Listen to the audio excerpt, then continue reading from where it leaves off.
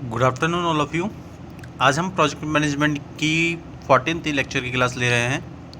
इससे पहले वाली लेक्चर की क्लास में हमने मेजरिंग रिस्क और कंटीजेंसी प्लानिंग से रिगार्डिंग चीज़ों को कंप्लीट कर लिया था। आज का जो हमारा लेक्चर है, लेक्चर 35, वो शेड्यूलिंग रिसोर्सेज से रिलेटेड है।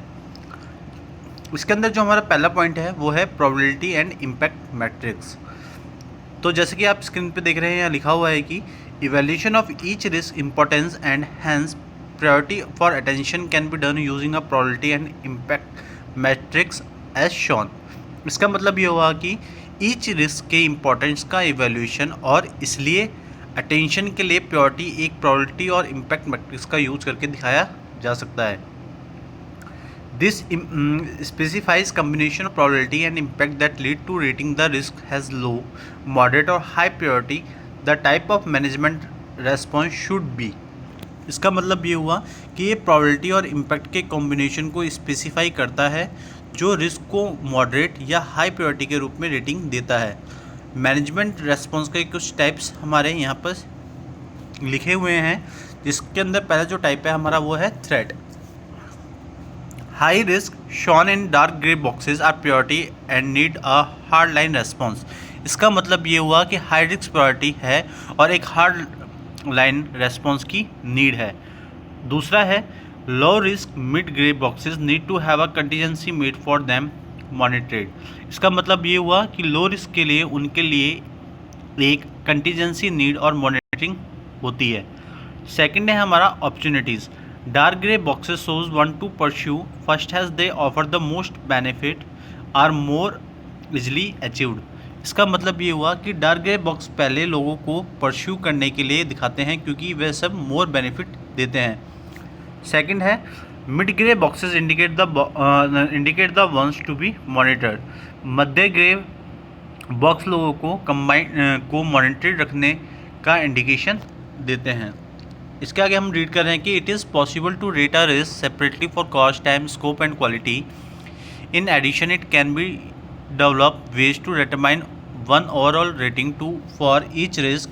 N overall rating scheme can be developed to reflect the organization preference for one objective or another and using those preference to develop a weighting of the risk that are assessed by objective। इसका मतलब ये हुआ कि cost, time, scope और quality के लिए अलग से एक रिस्क को सेपरेट करना पॉसिबल है। इसके अलावा ये ईच रिस्क के लिए एक ओवरऑल रेटिंग डिटरमाइन करने के वेज डेवलप कर सकता है। एक ओवरऑल रेटिंग प्लान को एक ऑब्जेक्टिव के लिए दूसरे पर एक ऑब्जेक्टिव के लिए उन ऑर्गेनाइजेशन प्रेफरेंस का यूज़ करके उन रिस्क का वेट उठाने के लिए डेवलप किया जा सकता है जिनका ऑब्जेक्टिव के थ्रू एडजस्ट किया गया है। इसके आगे हम पढ़ रहे हैं कि you will also need to examine how well the risk is understood and accuracy, quality, reliability and integrity of the data regarding it. If data quality is unacceptable, it can be necessary to gather high quality data. The risk breakdown structure RBS is the normal way to help structure and organize all identified risks into appropriate categories, and these will assist in determining which aspect of the project have the highest degree of uncertainty। इसका मतलब ये हुआ कि आपको ये भी examine करने की नीड होगी कि रिस्क को कितनी अच्छी तरह समझाया गया है और इसके बारे में डेटा की एक्यूरेसी, क्वालिटी, रिलायबिलिटी और इंटीग्रिटी के रिगार्डिंग। यदि डेटा क्वालिटी अनएक्सेप्टेबल है तो हाई क्वालिटी वाले डेटा को कलेक्शन करना नेसेसरी हो सकता है। रिस्क ब्रेकडाउन स्ट्रक्चर की हेल्प करने और सभी आइडेंटिफाइड किए गए रिस्क को एप्रोप्रिएट कैटेगरीज में ऑर्गेनाइज करने का एक नॉर्मल वे है और ये है डिटरमाइन करने में हेल्प करेगी कि प्रोजेक्ट के किन एस्पेक्ट्स में अनसर्टेनिटी की हाईएस्ट डिग्री है। इसके बाद हम रीड करेंगे कि risk that are likely to occur in the immediate future require more urgent attention than those they may occur later on the project. Indicators of the priority should include the time required to reflect a risk response in some qualitative analysis. The assessment of risk urgency can be combined with the risk ranking determined from the probability and impact metrics to give a final risk severity rating. The risk register can be updated with the following information।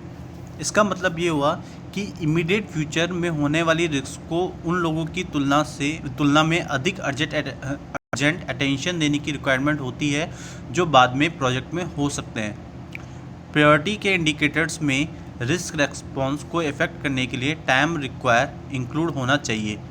कुछ qualitative analysis में risk urgency के assessment को final risk सर्वेटिंग rating देने के लिए probability और impact matrix से determine risk ranking के साथ जोड़ा जा सकता है।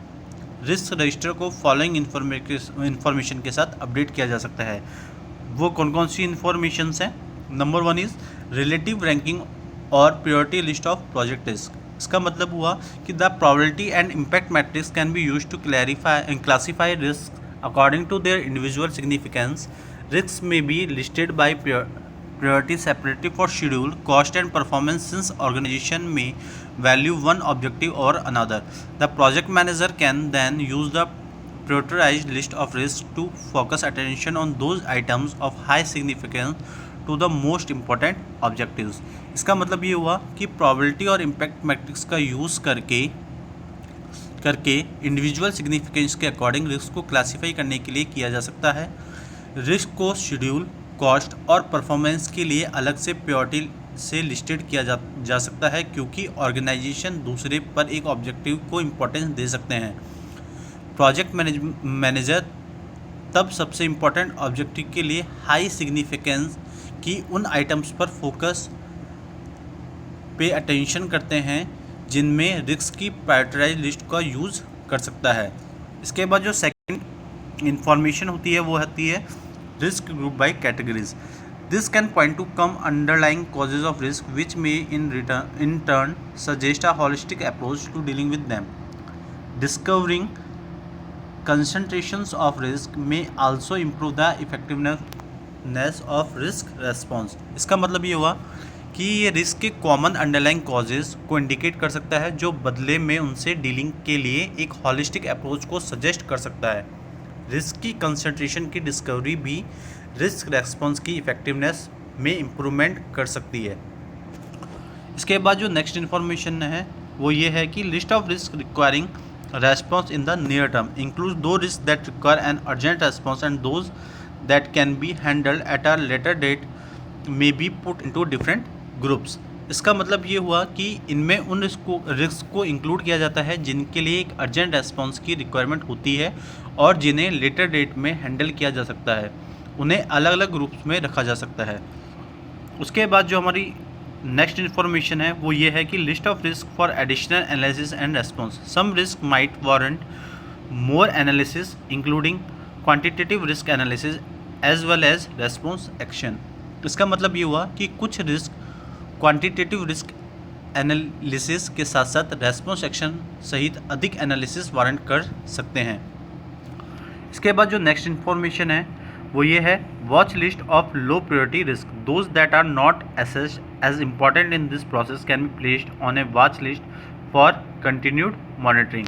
इसका मतलब ये हुआ कि जिन लोगों का इस प्रोसेस में इम्पॉर्टेंट असेस्ड नहीं किया जाता है उन्हें कंटिन्यूड मॉनिटरिंग के लिए एक लिस्ट में रखा जा सकता है। इसके बाद जो हमारी लास्ट इन्फॉर्मेशन है वो ये है कि trends in the analysis result as this process is iterative. Trends for particular types of risk may become apparent. These information can be fed back into the risk management process. इसका मतलब ये हुआ कि ये प्रोसेस इटरेटिव है इसलिए particular types के risk के अपारेंट हो सकते हैं। इस इंफॉर्मेशन को रिस्क मैनेजमेंट प्रोसेस में वापस फीड किया जा सकता है। Thank you so much. इसके बाद जो हमारा नेक्स्ट लेक्चर है वो है रिड्यूसिंग प्रोजेक्ट ड्यूरेशन। वो भी सेम इसी टॉपिक से रिलेटेड है। इसमें जो हमारा पहला टॉपिक है वो है assumption log. The project scope statement में contain assumption about the project which may be updated as a result of the qualitative risk analysis done in this process. इसका मतलब ये हुआ कि प्रोजेक्ट स्कोप स्टेटमेंट में प्रोजेक्ट के बारे में एजम्पशन हो सकती हैं जो इस प्रोसेस में किए गए क्वालिटेटिव रिस्क एनालिसिस के रिजल्ट के थ्रू अपडेट किए जा सकते हैं। In some project, it may be possible to develop effective risk response without this process. The availability of the time and budget and the need for qualitative or quantitative statement about risk and impacts will determine which methods to use। इसका मतलब ये हुआ कि कुछ products में इस process के बिना इफेक्टिव रिस्क रेस्पॉन्स को डेवलप करना पॉसिबल हो सकता है। टाइम और बजट की अवेलेबिलिटी और रिस्क और इम्पैक्ट्स के बारे में क्वालिटेटिव और क्वांटिटेटिव स्टेटमेंट्स की नीड ये डिटरमाइन करेगा कि किस मेथड का यूज़ करना है। Structured interviews can be used to determine the probability and impact of risk from subject matter experts. These information can then be used in the following modeling techniques। इसका मतलब ये हुआ कि structured interviews का use subject matter expert से risk की probability और impact को determine करने के लिए किया जा सकता है। ये इन्फॉर्मेशन फॉलोइंग मॉडल टेक्निक में यूज़ की जा सकती है, जिसके अंदर जो पहली हमारी टेक्निक है वो है sensitivity analysis. This involves analyzing the project to determine how sensitive is to be particular risk by analyzing the impact and severity of each risk। इसका मतलब ये हो कि इसमें ये डिटरमाइन करने के लिए प्रोजेक्ट का एनालाइज करना इंक्लूड है कि पर्टिकुलर रिस्क के इम्पैक्ट और सर्विटी का एनालाइजिंग करने के लिए कितना सेंसिटिव है। इसके बाद है हमारा second technique expected monetary value means EMV analysis। Determining the expected monetary value is to multiply the likelihood by the cost impact to obtain an expected value for each risk। These are then added up to obtain the expected monetary value for the project। A typical way of calculating EMV is using decision tree। इसका मतलब ये हुआ कि expected monetary value का determination each risk के लिए expected value obtain करने के लिए कॉस्ट इम्पैक्ट से लाइक्लीहुड को मल्टीप्लाई करना है, फिर प्रोजेक्ट के लिए एक्सपेक्टेड मॉनेटरी वैल्यू ऑब्टेन करने के लिए उन्हें ऐड किया जाता है। EMV की कैलकुलेशन एक टिपिकल वे डिसीजन ट्री का यूज़ करना है। इसके बाद है हमारा next technique decision tree analysis. These are in the form of a flow diagram where each node represented by a rectangle contains a description of the risk aspect, its cost। These rectangles are linked together via arrows, each arrow leading to another box representing the percentage probability। इसका मतलब ये हुआ कि ये एक flow diagram के form में होते हैं जहां ईच नोड एक रेक्टेंगल द्वारा रिप्रेजेंट किया जाता है जिसमें रिस्क एस्पेक्ट और इसकी कॉस्ट का डिस्क्रिप्शन होता है। ये रेक्टेंगल एरो के मीडियम से एक दूसरे से लिंक होती हैं जिससे एक अनदर बॉक्स में परसेंटेज प्रोबेबिलिटी का रिप्रेजेंट किया होता है।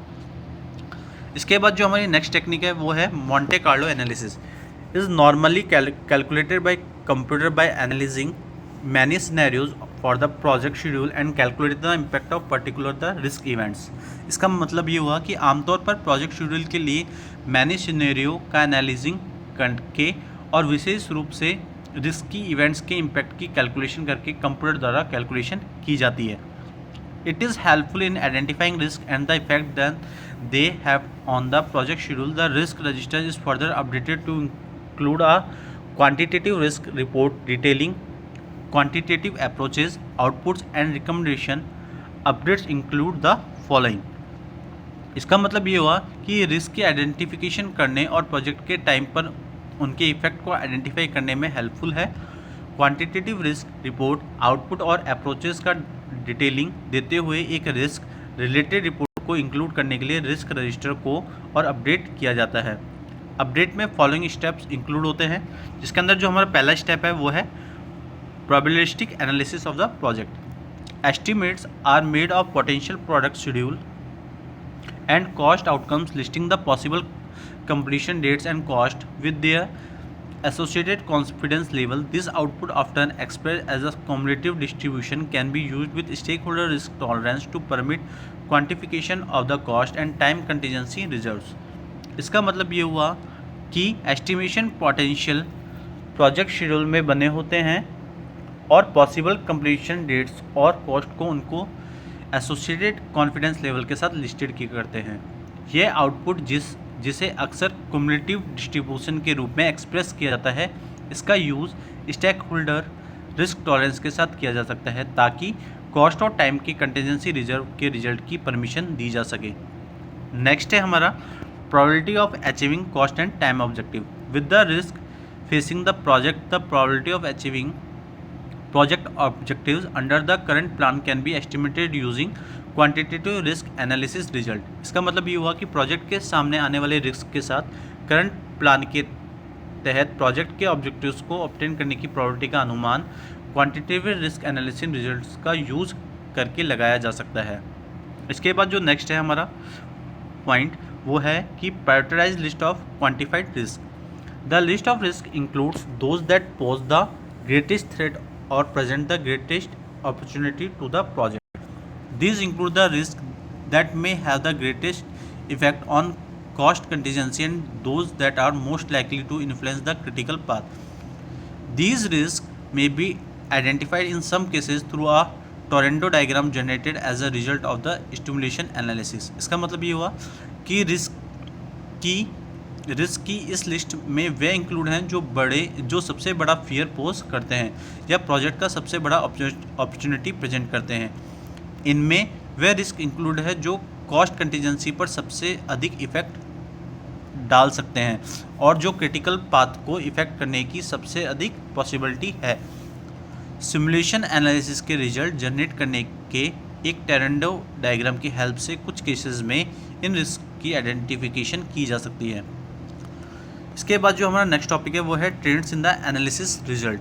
As this process is iterative, trends for particular types of risk may become apparent. These information can be fed back into the risk management process.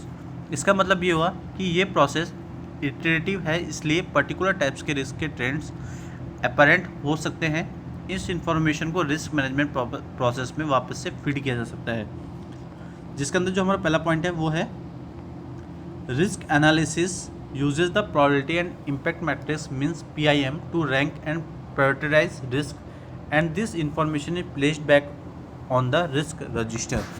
इसका मतलब ये हुआ कि रिस्क एनालिसिस प्रोबेबिलिटी और इम्पैक्ट मैट्रिक्स PIM का use risk को rank और priority देने के लिए करता है और इस इंफॉर्मेशन को रिस्क रजिस्टर पर वापस रखा जाता है। सेकेंड पॉइंट है कि should be performed as soon as possible after risk have been identified so that appropriate time and resources can be allocated to the more serious risk.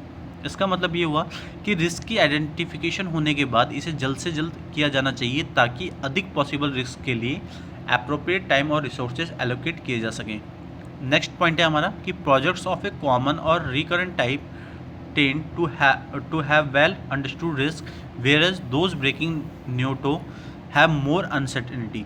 इसका मतलब ये हुआ कि कॉमन या रिकरेंट टाइप की project में अच्छी तरह से समझ में आने वाले रिस्क होते हैं, जबकि ब्रेकिंग न्यूटोज में अधिक अनसर्टेनिटी होती है। नेक्स्ट पॉइंट है हमारा there are various techniques that can be use to identify risk including a probability and impact matrix. इसका मतलब ये हुआ कि वेरियस टेक ग्राउंड टेक्निक है जिनका यूज प्रोबेबिलिटी और इम्पैक्ट मैट्रिक्स सहित रिस्क की आइडेंटिफिकेशन करने के लिए किया जा सकता है। लास्ट पॉइंट है हमारा the probability and impact matrix can be use to classify risk according to their individual's significance. The prioritized list of risks can be used to focus attention on those terms of high significance to the most important objectives.